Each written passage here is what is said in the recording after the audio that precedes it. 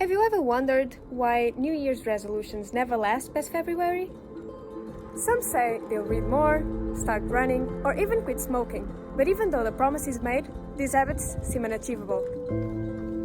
So today we'll dive into the world of habits and see what makes them stick. But first, I want us to go back to the roots of habit formation.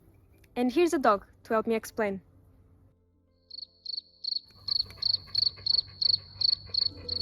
Well, dogs can't talk yet, but back in the 1890s, a physiologist named Ivan Pavlov conducted an experiment where he would give the dog some food and watch him salivate for it. Then, he isolatedly rang a bell and saw nothing. After, he would feed the dog and ring a bell at the same time. He repeated this several times, and at some point, he stopped giving food but kept ringing the bell.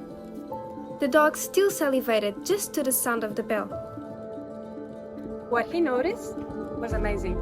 The dog's brain had associated the sound of the bell to the rewarding feeling of receiving food, anticipating it. This is classical conditioning. Nowadays, it is a fundamental concept in the field of psychology. It is often used to explain how certain behaviors and responses are learned through association. But how is this related with habits? It's all about the habit loop. We need a cue to trigger the craving feeling, which then prompts us to act upon it. And finally, getting a reward, which reinforces our desire to repeat it. And the more we repeat this loop, the more strengthened the habit becomes towards the desired goal.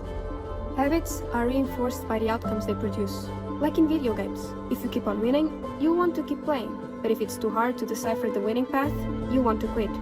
And since our brains are all for energy saving, if we practice the habit enough, it will become automated to pursue the reward each time we see the cue.